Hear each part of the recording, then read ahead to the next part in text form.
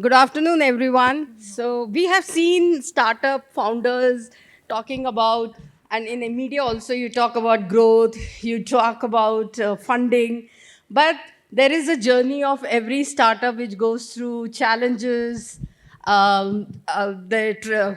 frustration initial years, and also happiness while they are building certain products. So today I will talk more on those lines, how women-led entrepreneurs have lived their entire from the start till now, what they are building and how they are building. So I like to ask questions pertaining to Nirupama first.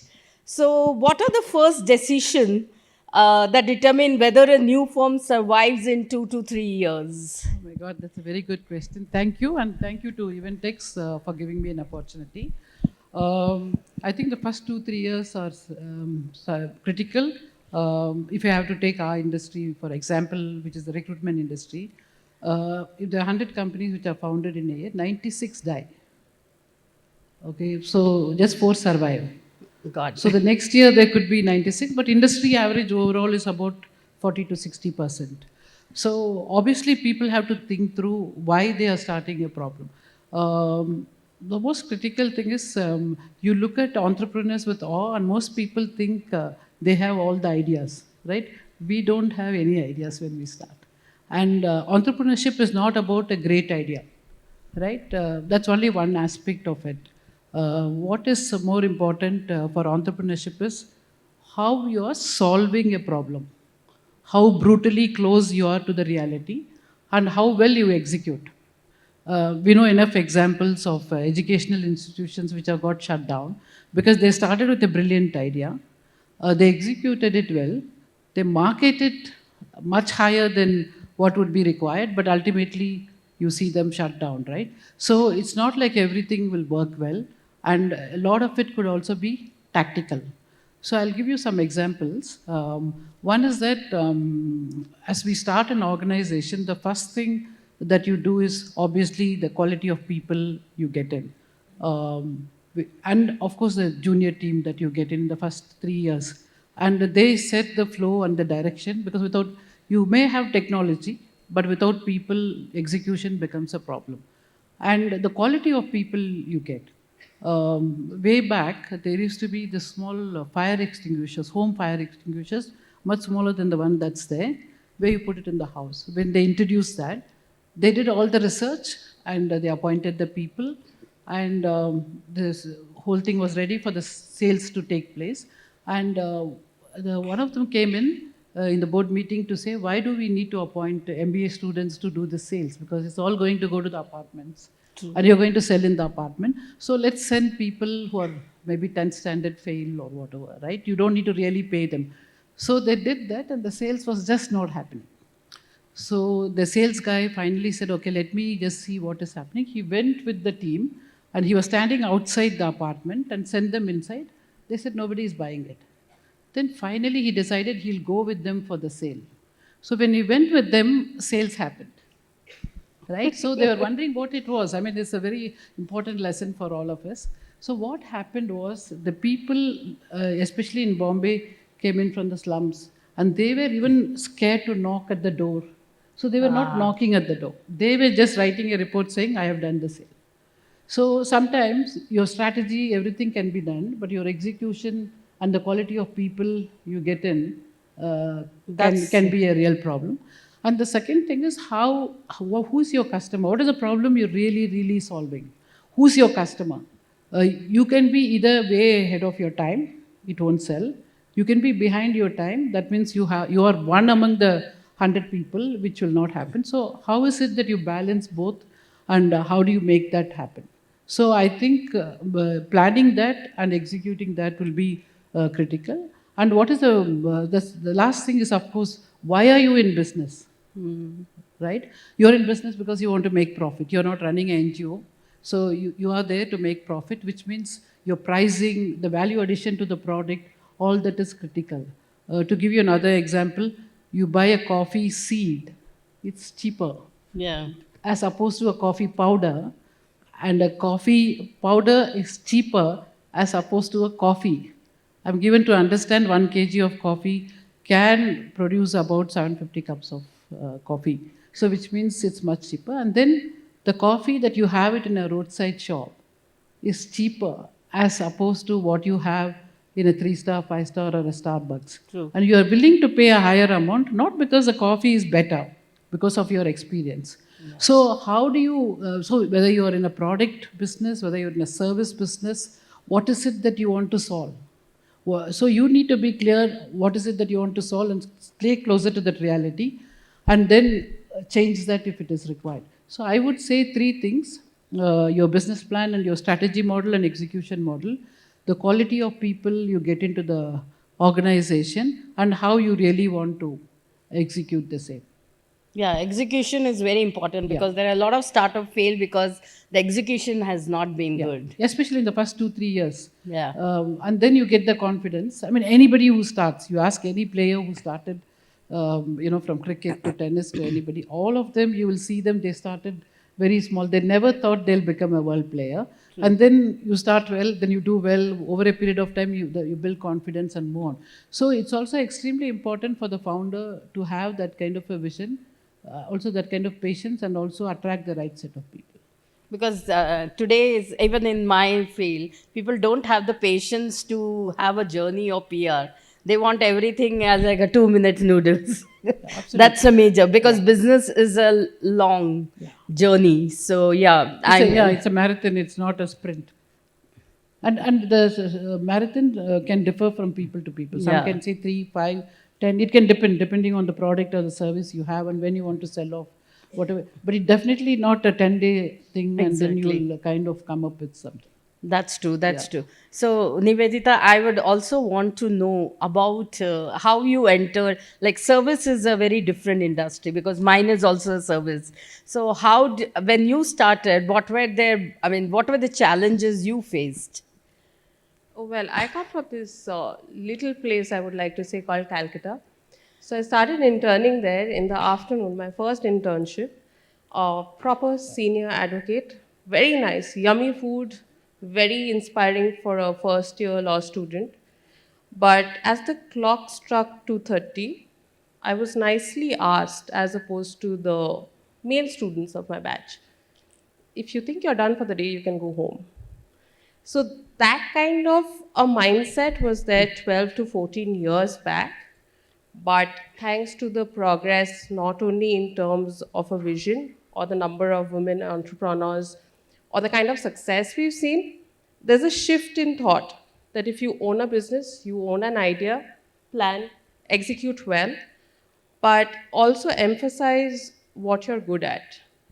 14 years back, I probably wouldn't have had that conviction, but that journey to see the little aspects of the business.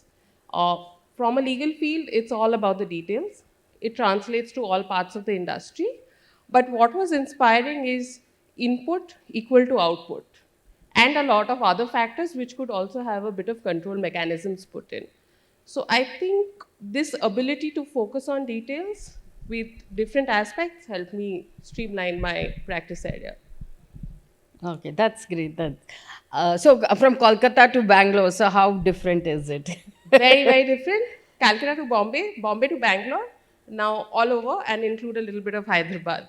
Okay. So how has is it different? Because every state and every city has a different culture. Of course. And culture would, of course, mean your literary and your social setup. But all of us are blessed to have, cheerleaders in the house, cheerleaders in the friend circle, cheerleaders who you choose to be family. So their blessings, their support, not only typically support you when you have kids, but also support you when you want to do your work or work better than a man or equally as a man. So I've been very blessed in this sector. So geographically, I wouldn't say that, it's been much of a stretch. It's been the niche support that I've been very fortunate to have. That's great. That is very important when you are starting your own business, to have peers, to have your family on your beds, side by side, and because initially it is a struggle. So it can Absolutely. be a struggle of many kinds. And that's why it's very important when the kids today, especially the girls or the ones who are pushed into taking a shortcut, because if you want something, if you have a plan, the world supports you now. You just need to know what is your intensity of seriousness and approach it. Sure. Okay, when coming to Preeti, since you are doing executive coaching for founders, what do you see a major challenge that founders are struggling today? That's a very great question, Sowmya. I think one of the major challenges the founders are struggling today is scaling. Right, as Nirupama said, one of the important aspect of any startup is execution. And in the early stage, right, execution plays a very critical role. The business impact plays a very critical role. And founders at that point of time are the ones who are doing everything. They're focused on business outcome, they're focused on what needs to be done. So all of them are really important. But the fact when the company moves or shifts for scaling, that's where the real shift on the startup happens. And that is also the mindset shift, right, on the scaling. Now, as a founder, even for me as a technology leader from 25 years, or even as an entrepreneur today, one of the important shift that needs to happen now, till now I was doing, but how do I build systems so that others can do well without me? So that's the shift. And how do I do this? How can I? And the most important part of it is the internal shift, right? Internal shift of letting go. How can I let go so that the system makes my people successful? uh, Still I have clarity with what's happening, right? And when the founder doesn't become the bottleneck, but rather builds the system to survive, that's where a real innovation and retention happens. And this plays a very critical role. If I have to shift the gears to the women led, certain capital asset women have is building collaboration, building that trust and psychological safety in the environment, right? And these are the important element, especially when you're scaling. And women naturally bring that. If they build that confidence on that, the scaling becomes much more easier and they add a valuable asset. I would say that would be a critical part of the way we have the leadership lens or the startup lens that we So, would go. are you working with any women leaders and any case study or something you Yeah, can I share? do work with a lot of women leaders in large MNCs. I also work with women leaders in startup, right? And I know one of my client, while she's began her startup journey, she had to learn a lot of things on her own. And this at the beginning, because you have a craft, but there is another things around it, right? And it goes same with me. Like I did have my craft of coaching, I did have craft of the technical leadership, but there's a lot more around the business that you need to learn by yourself, right? So those as you learn, but when it comes for execution and implement, and when you want to expand your team, and after the expansion, when the scaling happens, one of the things she was struggling with, because she being there everywhere, because so many years she has been in the part of execution. She's been part of business outcome. Now, as I earlier said, how can I let go with clarity? Right? That plays an important role. So the fear, if I let go, will I lose clarity or will I lose control?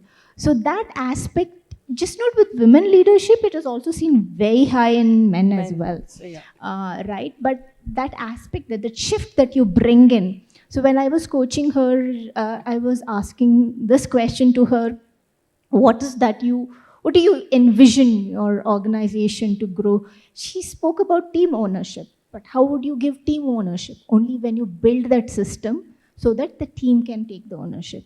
And a lot of things shifted from that day onwards. The way she looked and the way she organized the whole system created a lot of system that could play a critical role even when she's not there, so that she can focus on more expansion, just not look at what needs to happen. There are a lot of things which are autopilot, which you can assign to people around you, and that's what I call a system.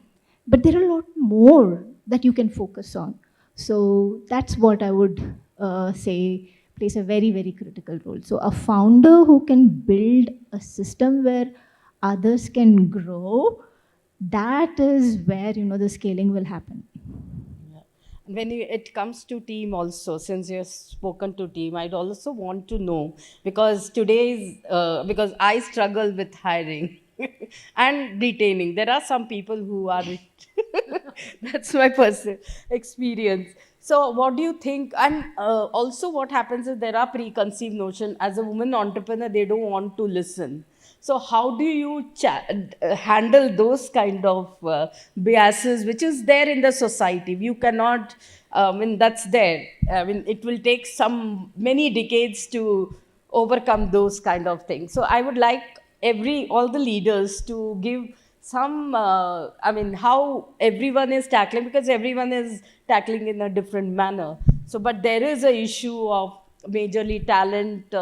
We are talking about talent, acquisition, everything, but the kind of people we want, maybe that's expectation of people working more is always there in the leaders. So how do you tackle those kind of issues? Yeah, I can go first since I have the mic, then I could pass it on. So for me as a leader, even when I was an engineering leader or heading products across, or even today for any startup owner, founders, or even myself, I think the first thing when you are hiring, what becomes very important is the learning mindset, the attitude, of course, with a strong fundamental knowledge. I wouldn't let go the fundamental knowledge. Skills can be built, right? One of the things which becomes very hard to teach is the mindset.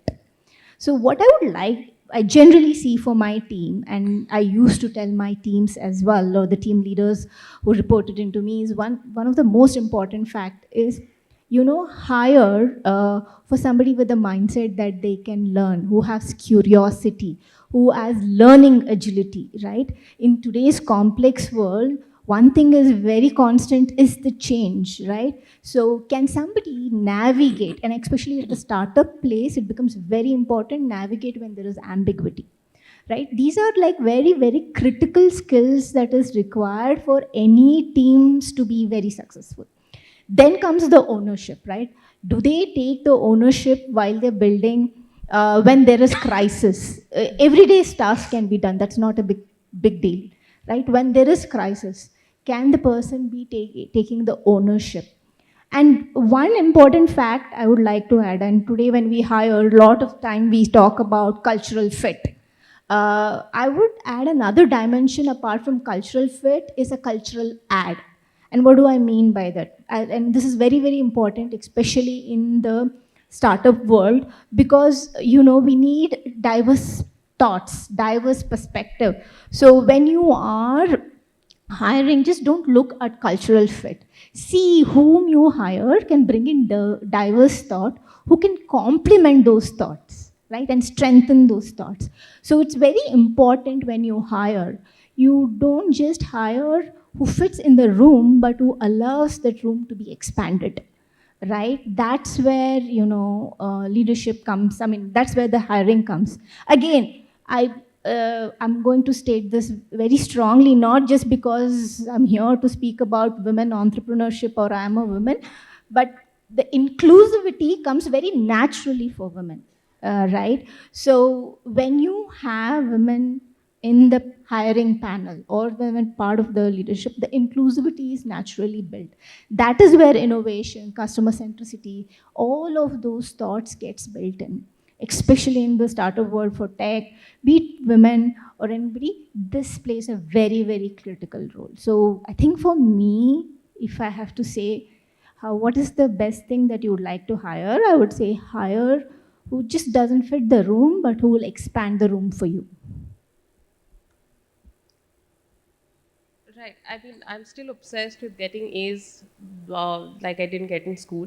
So I have a simple formula. If you fit the 3 A's, acumen, accuracy, agility, you're more than welcome to intern in our team and then take it forward. Because most important message for women and men alike is to show up on the days when you don't feel so good about it. So if you have these 3 A's, it's easier to navigate. And that's what's worked for me. And that's my hiring strategy per se. So you don't have any challenges of hiring? No, per se, no. Because the legal field, I mean, fits into all businesses, right? So it's very dynamic and it's a profession that you can choose and model, whether you want to be in terms of a priced in-house counsel, whether you want to just argue at the Supreme Court or the High Court or a lower court, or whether you want to start your own business as a part of a larger law firm, it's all yours. But yes, clarity of thought becomes very important. And given the contribution of the internet and the networking events around, kids with 4 years PQE substantially know what they wanted to do. So that's a good thing. No challenges. I should remember this on a not so nice hiring episode, but that should work for me. Yeah, Nirupama, now. Thank you. I'll just step back a little bit. I was just thinking about the answers they gave. If anybody has a recruitment problem, they can come to us because we run a recruitment firm. But having said that, I think what's more critical is it's not easy for us to recruit for ourselves too. I mean, if I have to be honest, because what do you really recruit for? Do you recruit for attitude? You recruit for skills, or you recruit for competence, all put together, right? I would think you should recruit for attitude. You can still teach people skills. Right? But if you're getting them for skills and they don't have the right attitude, it just doesn't work, however good they may be. And I know many companies would not like what I say. Many people recruit people who are very high percentages in marks.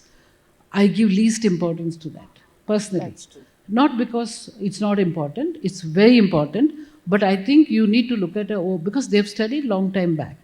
Right, especially if they have experience, and it is more about how they have performed and moved up the ladder. If you take a prime minister, you wouldn't have thought his classmates wouldn't be in the same level.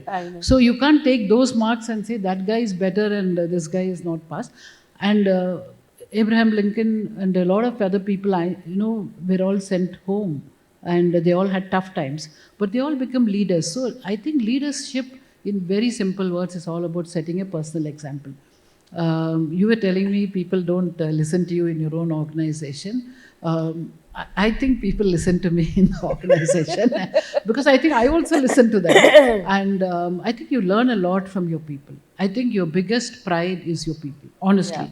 And people with knowledge today. It's not just because our assets, for our industry, assets walk in and walk out of the hall or the office every day. So the moment they're out, we have zero assets. It's that scary. Yeah. I can't say I have a refrigerator and all. Those are not really assets because you don't really invest on anything except from laptops or a few other things for a recruitment firm because it's the service you offer and of course your database is your asset. But then the major asset is the people who have the knowledge and who can consult well and who can execute well.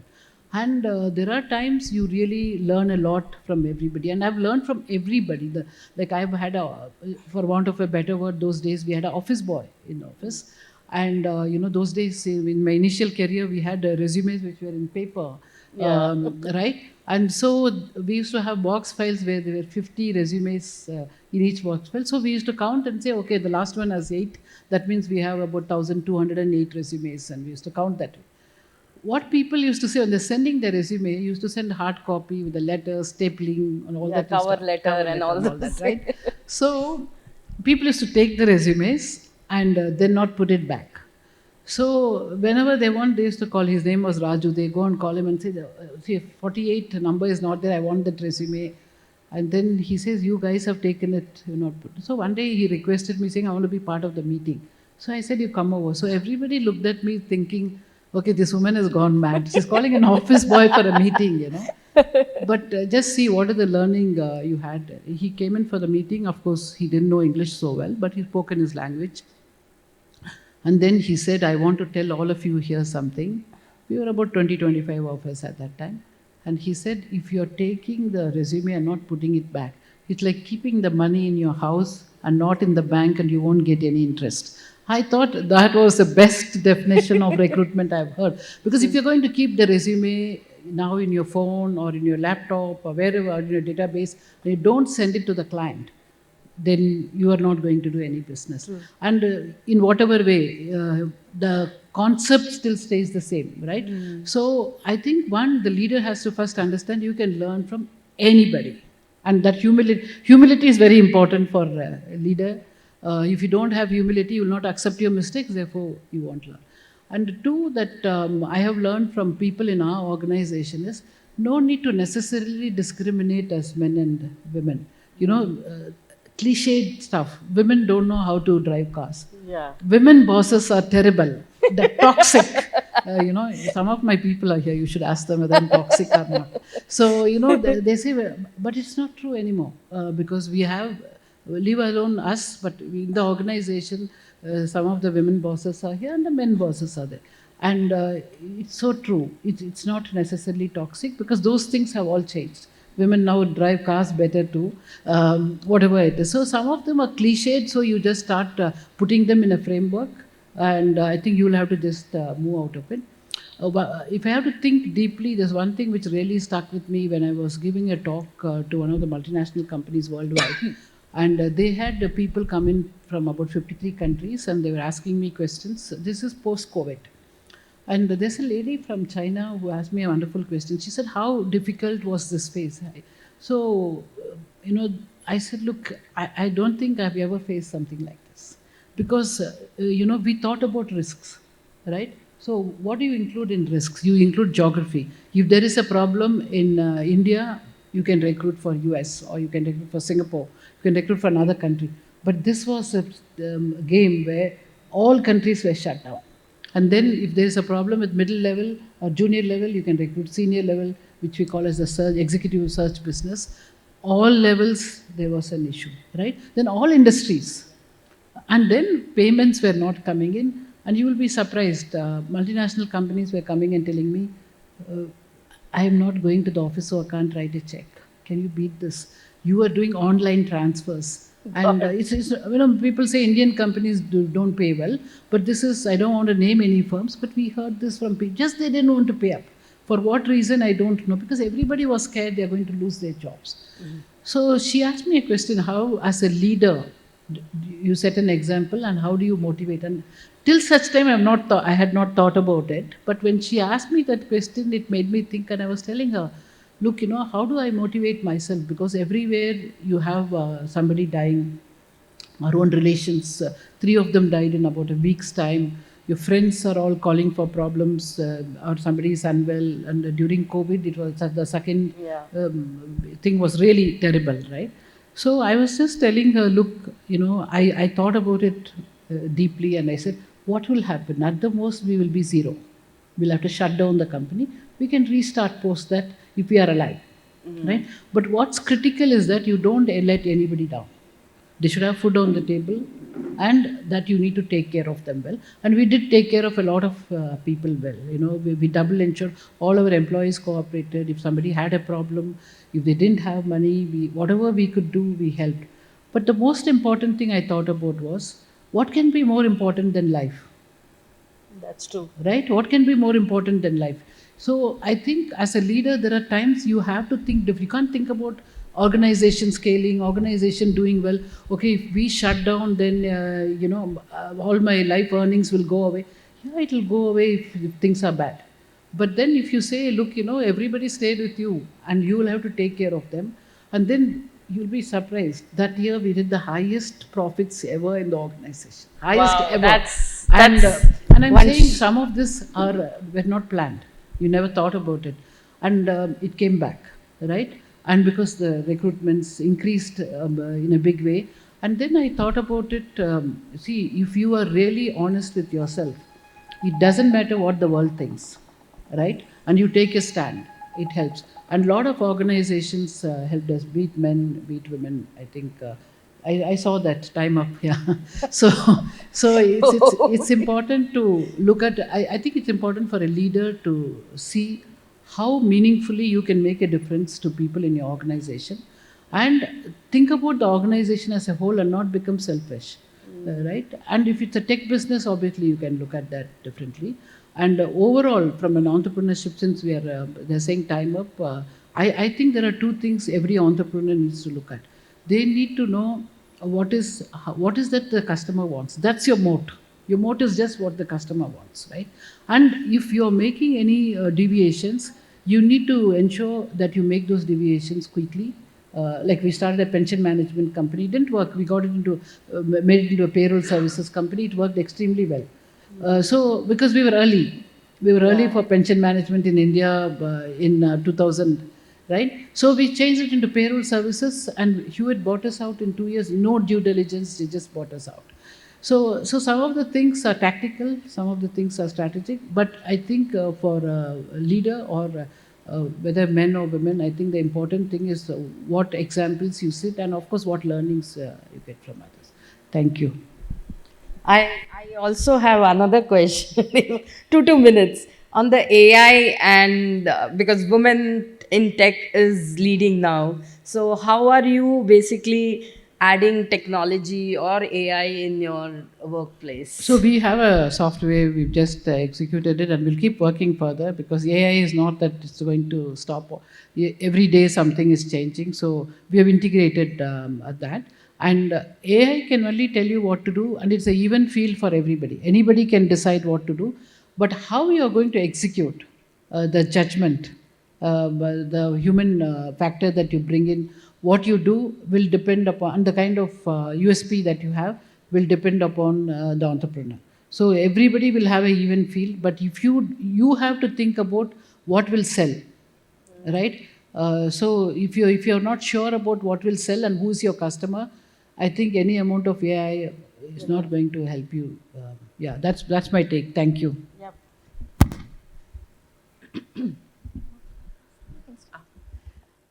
I have a very traditional approach to AI. I'm okay with certain predictable routine tasks being used under AI. That could be scheduling meetings, having a planner, etc.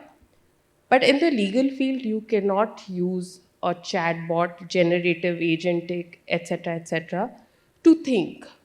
I mean, it might sound surprising, even with all the data that is available.